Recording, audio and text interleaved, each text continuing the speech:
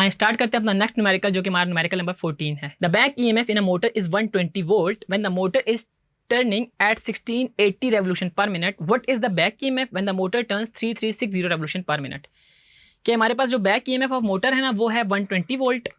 इसको हम 1 कह देते हैं क्योंकि हमने दूसरे में भी ना एक और बैक ईएमएफ निकालनी है अगर हमारे पास स्पीड इतनी हो जाए। और स्पीड हमारे पास है, जब 120 वोल्ट था तो स्पीड हमारे पास थी 1680। हमने इसकी बैक ईएमएफ निकालनी है जब हमारे पास स्पीड हो 3360 और इसका जो हमारे पास यूनिट है वो रेवोल्यूशन पर मिनट होंगे। तो हम इसमें कैसे निकाल रहे होंगे फाइनल बैक ईएमएफ, उसके लिए हम लोग फार्मूला जो यूज़ कर रहे होंगे, हम आपको ये चीज़ पता है कि ई जो था वो हमारे पास एन डब्ल्यू ए बी के इक्वल होता है। जो ई है वो हमारे पास N W A and B के इक्वल होता है। और अगर मैं E1 की बात करूँ तो वहाँ पे हम इनको चेंज कर देंगे इन टर्म्स ऑफ ओमेगा 1 और ओमेगा 2। बाकी तो सारी चीज़ें हमने कीप कांस्टेंट रखनी है। इससे होगा क्या कि मैं इसको लेट से अगर E1 कहता हूँ तो मुझे यहाँ पे ओमेगा 1 करना पड़ेगा, और अगर E2 निकालता हूँ तो वो क्या हो जाएगा मेरे पास NW2B इंटू ए। ठीक है जी।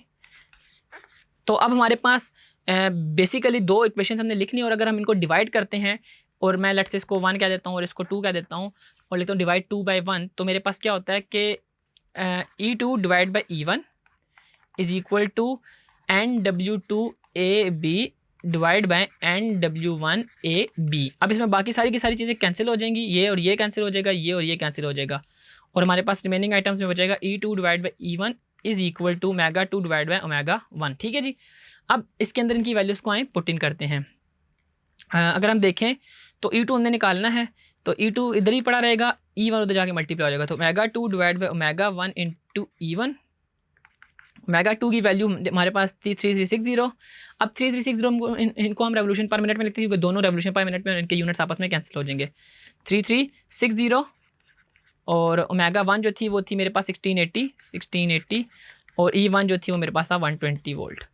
अब जब भी हम इसको करते हैं मल्टीप्लाई तो देखते हैं इसका हमारा आंसर क्या आता है। 3360 मल्टीप्लाई बाई 120 डिवाइड बाई 1680, तो हमारे पास आंसर आता है 240 वोल्ट। तो आपने देखा कि हमने कैसे इसमें E2 को फाइंड आउट किया जब हमारे पास E1 और इसके अलावा हमारे पास ओमेगा 2 और ओमेगा 1 गिवन थे।